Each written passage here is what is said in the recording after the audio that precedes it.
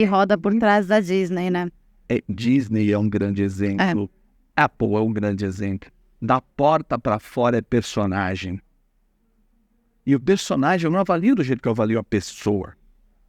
O personagem eu avalio de acordo com o script. Simples, fácil. Então, quando isso entrar na cabeça das pessoas, fica tudo mais fácil. Respeite quem as pessoas são, avalie o que elas fazem. Essa é a primeira grande regra. Né? E é isso que a gente martela na tal da Academia de Inteligência Comportamental. A gente faz isso. Ensinar as empresas a trabalhar esse conceito. Porque quando eu digo para você, tem um erro no que você fez, isso me atinge de uma certa maneira. Ok, eu posso concordar e vamos melhorar o que eu fiz. Agora que eu digo que tem um erro em quem você é, dói, machuca. Sim. E a gente não precisa dessa. Tá? Ultrapassa uma barreira. Então, esse é um ponto. E aí o segundo ponto, essa é a minha visão. Segundo ponto, quando a gente fala de IA. Curiosamente, ontem eu escrevi um artigo sobre IA. Quem tem medo da IA? A IA, ela está entrando para a gente do mesmo jeito que lá atrás entrou a Revolução Industrial.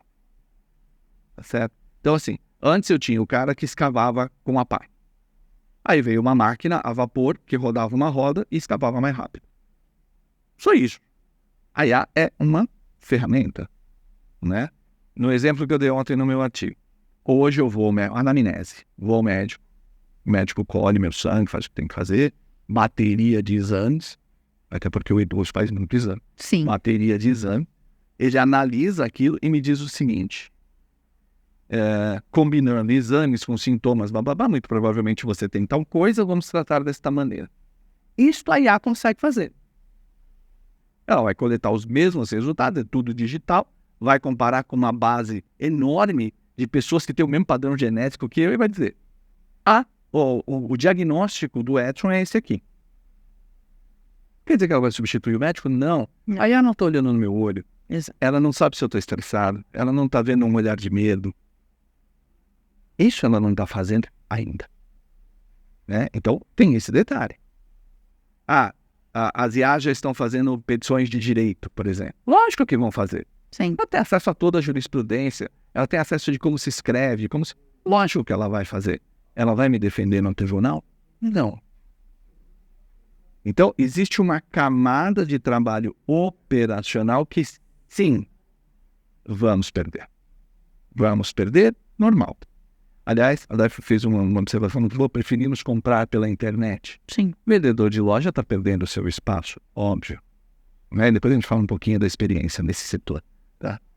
Mas a IA, ela vai ocupar o espaço daquilo que já não tem valor. E eu vou mais longe, vou deixar até uma pergunta para você que está assistindo a gente aqui. Por que eu preciso de escola? Fica com essa pergunta aí. A escola como ela é hoje, conteudista, sim, preciso. Por que meu filho, já meu neto, né, precisa saber quais são os afluentes da margem direita do Amazonas? Ele não precisa, ele vai virar para a Alexa e perguntar. Alexa, quais são os afluentes da margem direita do Amazonas? Acabou, ele não precisa saber isso. Ele não precisa decorar. Mas ele precisa saber o que fazer com essa informação.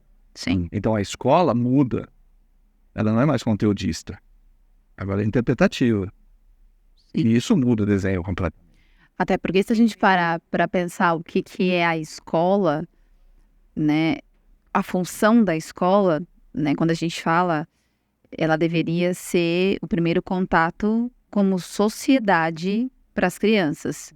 Né? A forma que a gente ensina as crianças hoje não mudou. E a gente espera que as crianças, né, sejam mais tecnológicas, né, mais inovadoras, e a única forma que a gente vê isso é dar um telefone na mão delas. Né? Mas a primeira forma da gente ensinar elas a conviver em sociedade ainda é dos anos 50. Né? Quer dizer, é meio maluco isso, né? E a única forma que a gente vê isso é falando, elas estudam pela plataforma do Google. Mas não é só isso, gente. A gente precisa pensar em como é que a gente ensina elas a lidar com uma sociedade que mudou. Como é que você pega professores conteudistas que têm valor, a sua identidade está associada a isso? É uma coisa legal, né? Em fevereiro agora começa meu doutorado na área de inteligência do comportamento.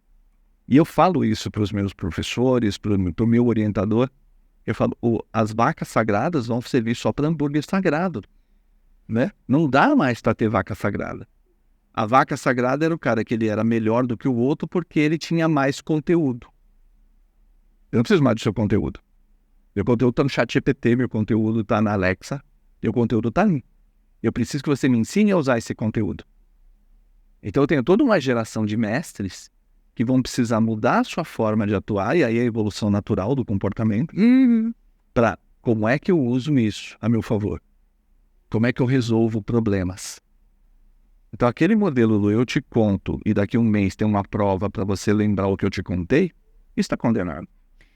E é incrível, Edson, porque você é um cara altamente estudioso, avô, que sempre teve essa inquietude, essa curiosidade, né, essa paixão pelo estudo, e você foi se renovando. E para os avós hoje que não entendem essa metamorfose louca que está acontecendo. Como a gente usa hoje, eu sei que essa é uma das suas bandeiras, né?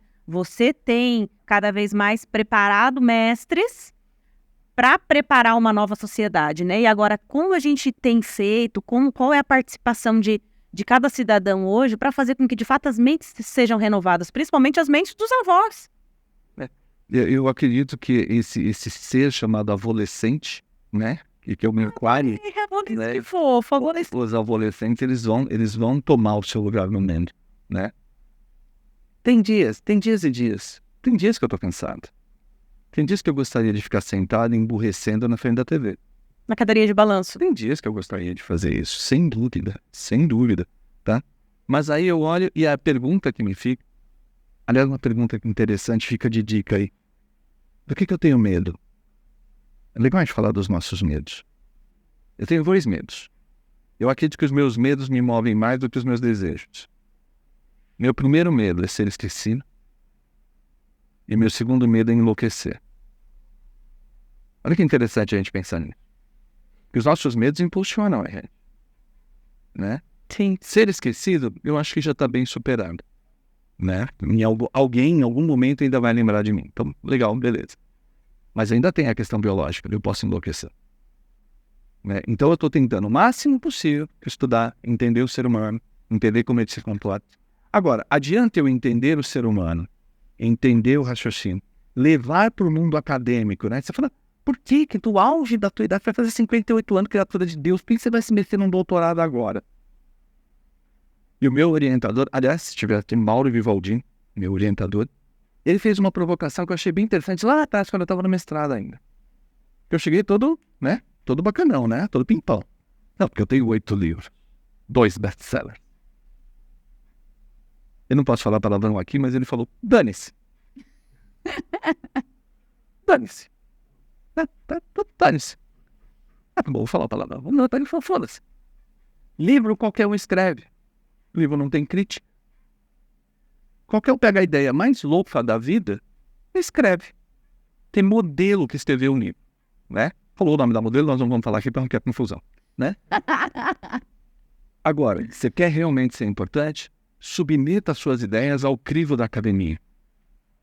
Vem para o mestrado, vem para o doutorado, onde as pessoas vão te criticar, onde você vai ter que defender a tua ideia, você vai ter que provar que ela existe. Aí você está fazendo um trabalho relevante. Olha que interessante isso. Muito interessante. Que aí você vai ter um julgamento. Interessante você, que não a maioria dos seres humanos, né, ficaria com raiva, não vou falar mais com esse cara é um arrogante, não vou fazer mestrado, porque eu me basto com os meus livros. Mas não, você aceitou essa provocação, falou, não, eu vou provar para esse cara. Assim como a gente estava falando minutos atrás, falamos no bastidores aqui, que ele fez uma carreira muito jovem, numa das empresas mais potentes do mundo, que é a KPMG, foi diretor aos 28 anos, mediante uma provocação também. Sim, eu provoquei e disse, tem um modelo de mercado aqui, vocês querem fazer sim ou não? E as pessoas não acreditaram em mim no primeiro modelo. Falaram, não, ok, você vem, mas vem como consultor, né? Prova que você pode fazer e aí nós damos a área para você. Foi assim que a coisa aconteceu. Então, coisas interessantes. Mas ele falou uma coisa bacana, né? Eu poderia ter ficado nervoso com a arrogância dele. Se eu ficasse, eu estaria reconhecendo a minha arrogância nele. Ele não foi arrogante, ele só me deu um fato. Agora, eu podia dizer, quem é esse cara para me criticar? Nesse momento, eu estaria sendo arrogante. Exato. Né? E aí parte da questão do autoconhecimento. Você se entendeu assim e o que eu faço com isso, como você falou há pouco. Eu queria resgatar um pouco do que a provocação que a Daiane fez. Como é que fica a questão da experiência do cliente nessa brincadeira, né? Então, primeiro, dito tudo isso que a gente falando aqui de comportamento e tudo mais, cliente é uma persona. Eu preciso personificar ele. Não dá para tratar um por um. Eu preciso primeiro ter um modelo. Quem é o cliente que compra por internet? Quais são os desejos dele? Primeiro, imediatismo. Segundo, atenção. Terceiro, fazer parte. E o quarto mais importante, o direito do arrependimento. Tá. Se eu pensar que o meu cliente tem este formato, aí dentro da linha do Omnichannel, porque a empresa é uma entidade, ela se comporta também. Sim. Então, existem empresas que fazem a venda. Você clica lá, comprei, pagou, e um dia você recebe. Esse é um tipo de empresa. O outro, você compra, faz teu cadastro, pinga no teu celular já, obrigado pela sua compra, eu vi que você comprou aqui, já estou fazendo o teu pacote, chega tal dia, tal hora na tua porta. Tal dia, tal hora, chegou. Chegou, pinga de novo uma mensagem para mim. Oi, vi que você recebeu, tá tudo em ordem com o teu pacote? Você quer ficar com ele, né? Tal. Ah, não quero devolver, sem problema nenhum, tá aqui a etiqueta, você pode devolver. Essa atenção, eu estou olhando para aquela persona, eu estou cuidando da jornada dele. E aí a gente começa a pirar, né? Porque o comportamento, o que é cultura? Cultura é repetição espontânea de comportamento. Tá? Toda vez que um grupo de pessoas espontaneamente repete um comportamento, isso é a cultura daquele grupo. O teu vizinho pagodeiro, teu vizinho funkeiro, eles repetem o comportamento toda semana, fazem a mesma coisa, que é o comportamento daquele grupo. Tá certo? O velho chato que reclama, ele também tem o comportamento, é a cultura dele, né? Eu não posso transformar a minha empresa num elemento, num comportamento da minha empresa? Exato. Então, basta eu entender a persona, criar o meu omnichannel, né? Ao mesmo jeito que eu sou tratado na loja, é o jeito que eu sou tratado no site, que é o mesmo jeito que eu sou tratado na mensageria. Aí eu criei, eu coloquei, aí a gente começa a juntar os assuntos. A inteligência do comportamento dentro da experiência do cliente. Você será tratado desta forma em qualquer ponto do omnichannel.